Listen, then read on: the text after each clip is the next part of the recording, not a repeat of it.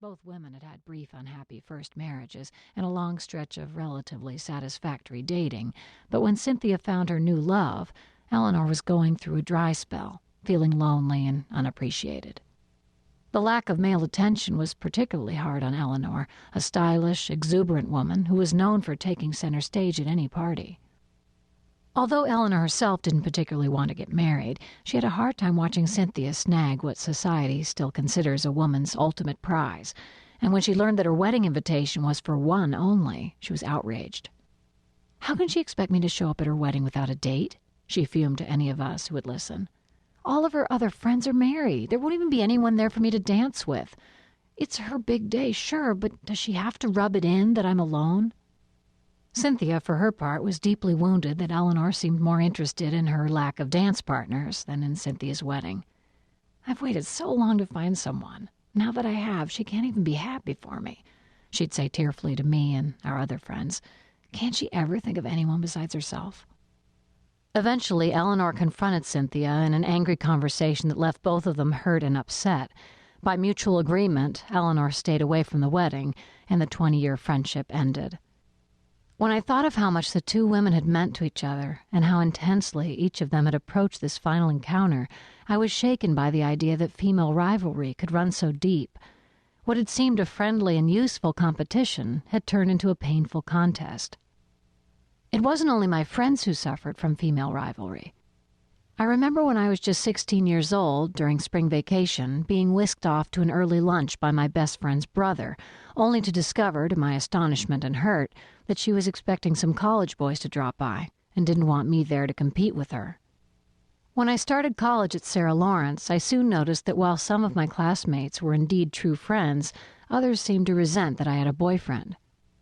It didn't help that Sarah Lawrence, a former girls' school, included very few straight men among its student body, an early lesson in how competing for items in short supply often brings out the worst in women.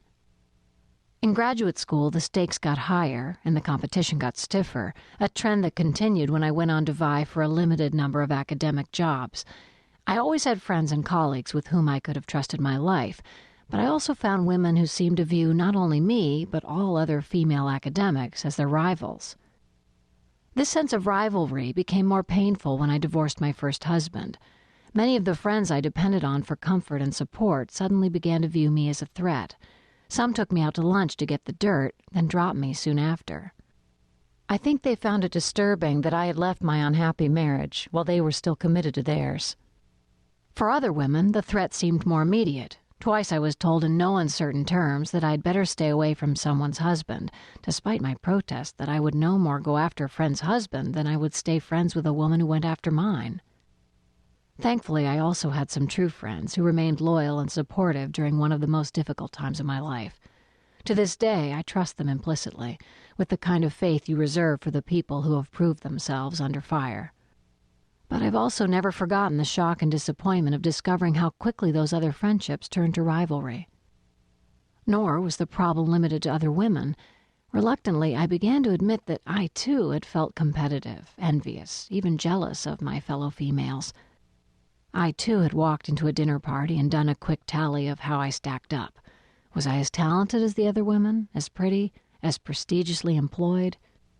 During my divorce, before I met my second husband, I, too, had looked longingly at the few women I knew who seemed truly in love, thinking, oh, to have what they have. I, too, had caught myself viewing my daughters with something close to envy for their youth and self-confidence, for the advantages their generation would have that were so far beyond my own. I had even wandered through my local bookstore when I was working on my first book, checking out the other women writers, envious of their apparently secure place on the bookshelves, when I wasn't even sure whether I could find a publisher. Meanwhile, of course, I was continuing to write about the topic that has preoccupied me for the last 14 years. Women. I wrote books about sisters, second wives, and women having affairs. I met women who were struggling with their roles as daughters, mothers, workers, and lovers, seeking to create new identities for themselves, trying to make traditional arrangements work. I talked to women from all ethnic backgrounds and social classes, from struggling Jamaican immigrants to the trust-funded descendants of Mayflower passengers. Everywhere, no matter what other topics I was asking about, I found hints of a dark secret, a problem that everyone seemed to sense, but no one was willing to talk about: women's rivalry. When I went to the movies or watched television, I saw similar signs of trouble in paradise. Although male friendships in the media abound, from buddy movies to the warm collegial relationships among the guys on cop shows, I saw precious few portraits of female relationships. The handful of examples that I did find rarely offered any sense of how women could form friendships based on love, trust, and a sense of separate identities. In the romantic comedy Jerry Maguire, for example, female friendship is portrayed as a powerful obstacle to romance. The heroine's sister and her feminist friends sit around carping about how badly the men in their lives have treated them, trying to entice the younger, more hopeful heroine to join them. But the heroine insists that she just likes men and eagerly forgives the wayward Jerry. You had me at hello.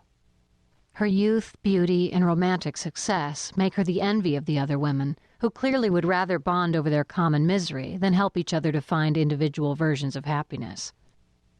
Although I had heard many real-life stories that echoed this negative image, I didn't want to focus on such a dismal view. I didn't like feeling that I might be playing into the sexist stereotypes that had portrayed women as conniving little manhunters. Nor did I enjoy reliving my own painful experiences with female rivalry. But finally, I had to face the truth. This was too central an aspect of women's lives for me to ignore. My next book would focus directly on jealousy, envy, and competition. Perhaps by looking closely at this problem, I could help women find new ways to overcome their dark side and form healthier, more satisfying bonds. So I designed a study whereby I could interview 500 women, again from a wide range of ages, classes, ethnicities, and religions, asking them directly about their experiences with these feelings.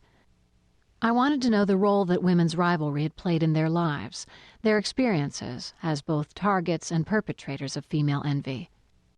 I was eager to understand how these dynamics had shaped my subjects' life choices, their relationships with people of both sexes, and most important, their sense of self. I wanted to know why some relationships seemed to transcend these problems, while other bonds were marked by bitterness and betrayal. What I found astonished me. I heard from women whose colleagues, best friends, and sisters had stolen their boyfriends and husbands. I talked with women whose fear of female rivalry was so strong that they chose to live in small towns so there would be less competition. Women who avoided certain parties because I don't want my husband to meet too many single beautiful women. I heard about girlfriends dropping a woman when she snagged a promotion at work or finally found a great guy, or even when she became pregnant.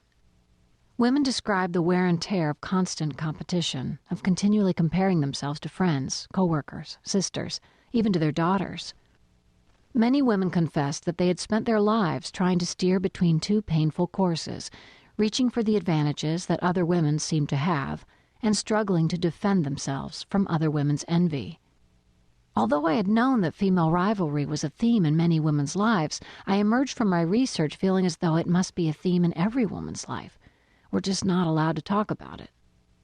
In fact, when I recovered from my first wave of shock at the extraordinary stories I was hearing, I was able to boil down my findings to 3 conclusions. 1. Despite all the efforts of the women's movement to change this troubling pattern, we're still willing to cut each other's throats over what we value most: jobs, men, and social approval. Although we've moved into the workplace and the public arena as never before, we tend to ignore men when it comes to competing, focusing our rivalry almost entirely upon each other. 2. We'll do anything rather than face up to female envy and jealousy, especially our own. Between traditional social pressures to be the good girl and feminist expectations of female solidarity, we sweep all evidence of a bleaker picture under the rug. Indeed, in these post-feminist times, women are often rewarded for romanticizing female friendship and punished for telling the truth about female rivalry. 3.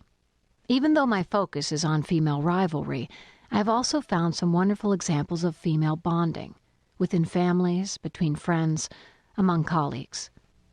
In these positive instances, I found that the key was for women to have realistic expectations of themselves and each other. When we stop demanding total unconditional support, When we accept our loved ones' differences as well as similarities,